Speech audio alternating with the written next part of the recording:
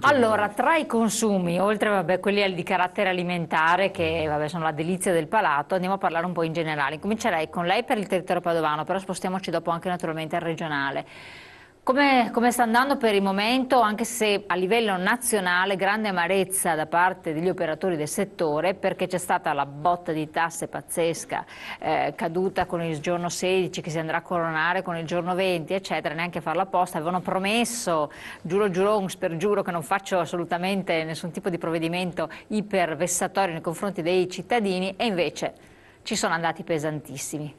Senza dubbio che queste gabelle rallentano gli acquisti nelle famiglie, perché adesso anche con la 13ª molto di questo viene destinato per queste tassazioni. Se poi si aggiunge qualche bolletta arretrata, ne va buona parte. Però Cosa state vedendo voi? la gente ha sempre voglia di acquistare qualcosa, perché acquistare gratifica, cioè comprare qualcosa gratifica la persona, perché non può essere sempre oppressa. Quindi noi confidiamo nella professionalità dei nostri operatori, dei nostri commercianti, nel sapere emozionare il consumatore e quindi farlo acquistare. A Padova abbiamo messo in piedi una serie di iniziative assieme all'amministrazione comunale, dove collaboriamo in maniera stretta, e quindi è stato quest'anno allestito il villaggio di Natale con la casa di Natale, la casa di Babbo Natale, la pista del ghiaccio, Babbo Natale che è sempre lì a ricevere i bambini col suo elfo e a leggergli anche le storie. Quindi un centro di Padova movimentato, ma non solo il centro, perché abbiamo fatto tantissime azioni anche nei comuni minori, quindi Cittadella, Este, Piave di Sacco, Montagnana, Piazzola sul Brenta, dove c'è sempre attività correlata con l'aiuto della Camera di Commercio, che ha messo a disposizione dei fondi per fare promozione. Ecco. Quindi, come diciamo, come associazione di categoria vi siete dati da fare, supportati dalla Camera di Commercio, che in questo momento è in acque turbolente, però insomma cerca sì, di... Renzi è riuscito a devastare anche le Camere di Commercio, che era l'unico ente federale realmente perché raccoglie quelle che sono la tassa di iscrizione delle aziende e riversa sul territorio queste risorse. È l'unico ente federale e il governo è riuscito a azzerare anche questo adesso, riducendo il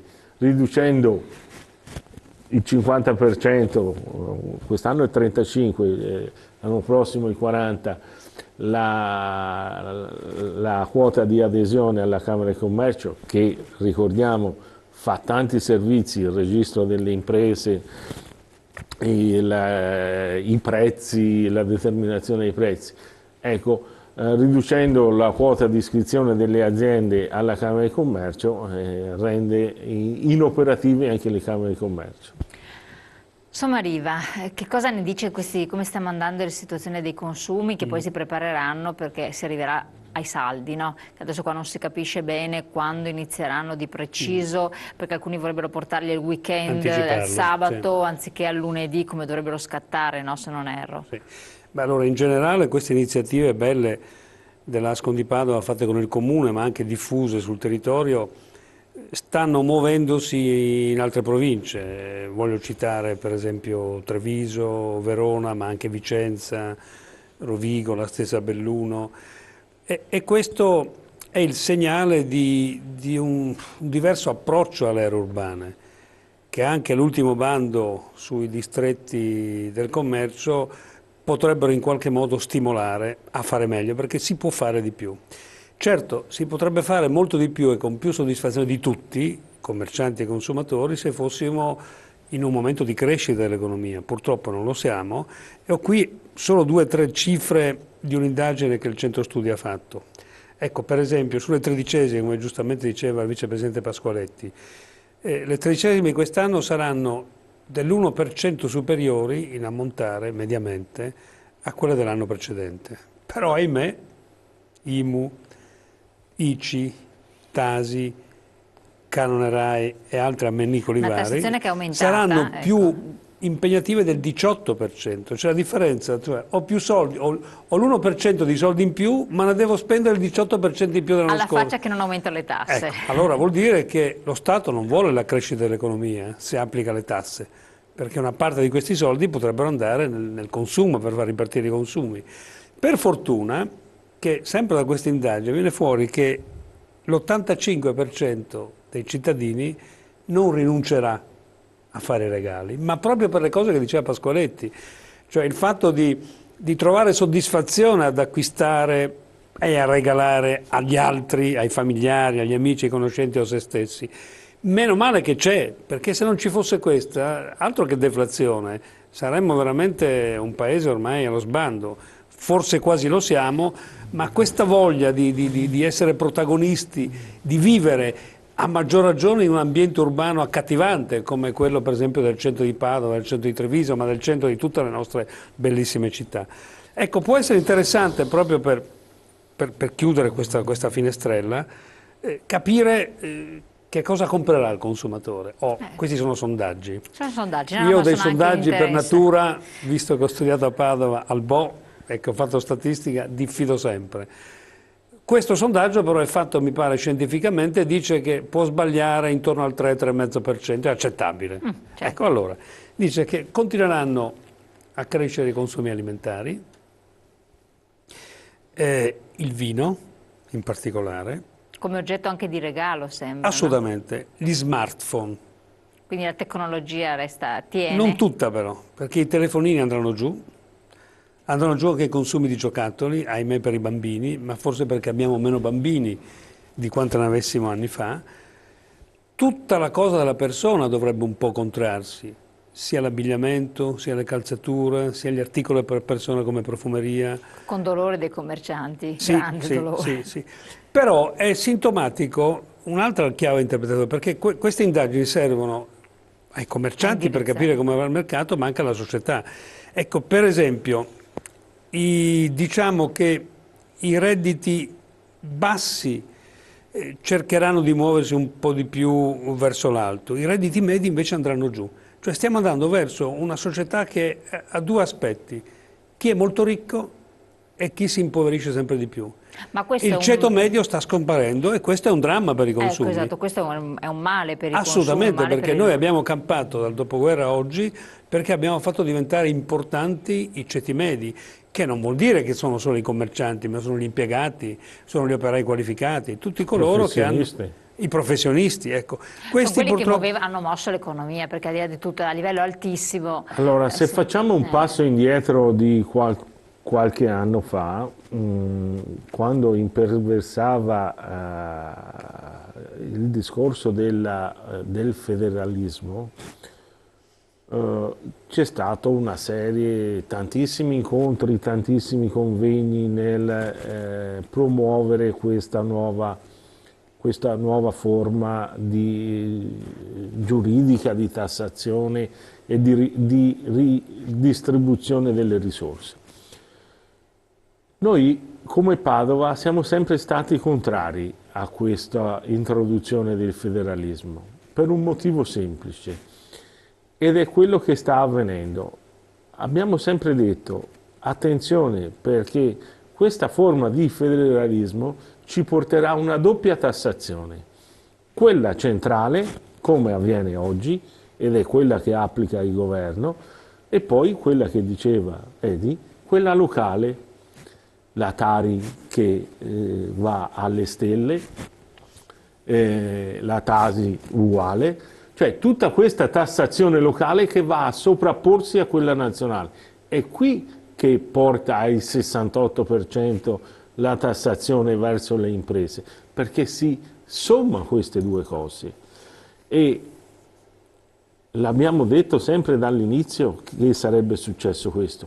Adesso noi come Veneto, siccome abbiamo a che fare con i sindaci poi sul territorio, perché non c'è neanche una logica, perché un sindaco può applicare un'aliquota, un altro sindaco ne applica un'altra e un altro ancora, cioè siamo proprio allo sbando di questo e in mano a queste situazioni qui che sono incontrollabili.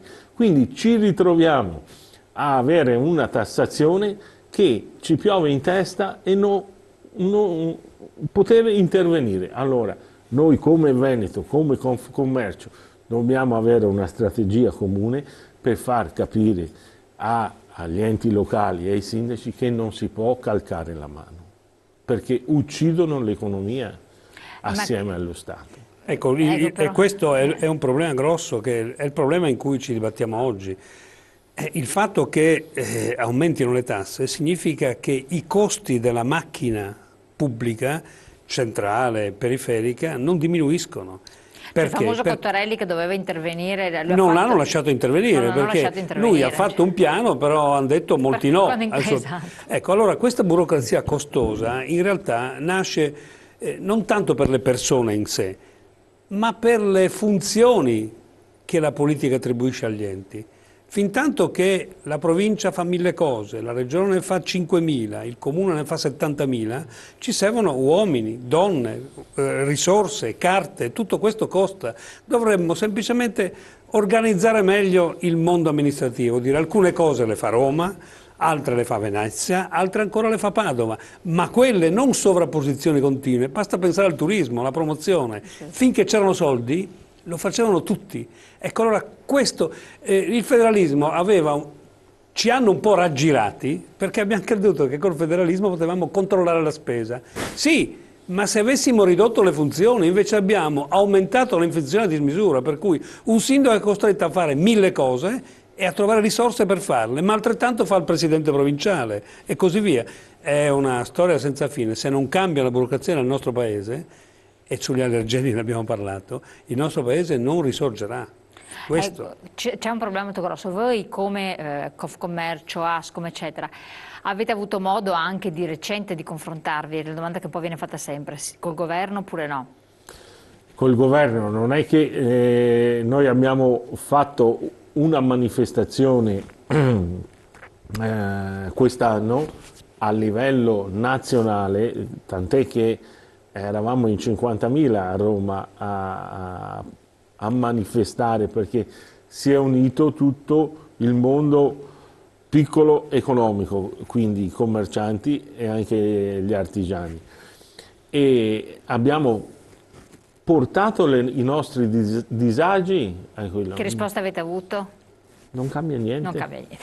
Non è cambiato nulla. Nulla di fatto. No, non torniamo su questo. L'articolo 18 non è cambiare la società italiana. Assolutamente. No, ma ormai ne abbiamo parlato con talmente tante categorie produttive, di ogni genere. Abbiamo capito che non si sta facendo niente, non c'è volontà Il di governo farlo, cosa fa?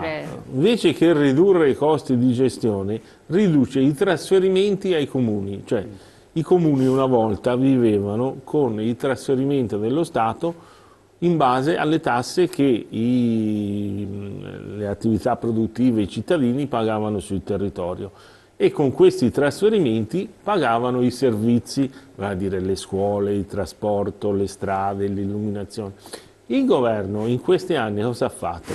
Ha tagliato i trasferimenti e gli dice ai comuni: dovete arrangiarvi. Bene, i comuni cosa fanno? Per garantire questi servizi inventano tasse. Comunque come commercio noi diamo atto a Renzi di aver messo nella testa degli italiani che bisogna cambiare. Non apprezziamo il come lo faccia, perché sta facendo slogan, con Twitter non si cambia il paese. Assolutamente, penso. Bisogna anche operare concretamente, ma questo lo dice anche l'Europa. Lei lo vede perché segue sempre i diktat di Confindustria. Allora, se andiamo a fare una riflessione su quello che è l'economia, e noi glielo diciamo sempre ai nostri amici industriali, Se manca i posti di lavoro, chi è che ha delocalizzato? Assolutamente, delle grandi aziende. Detto questo, andiamo subito in pubblicità, poi ritorniamo, abbiamo anche da parlare degli allergeni, tra l'altro, Sì. e 2 cenni anche la contraffazione, perché dobbiamo stare anche sul pezzo, purtroppo, bello, ai noi. E visto che c'è anche Padova rappresentata, più di così, pubblicità, pochi secondi. Quei 140 milioni di sequestrati, bella operazione.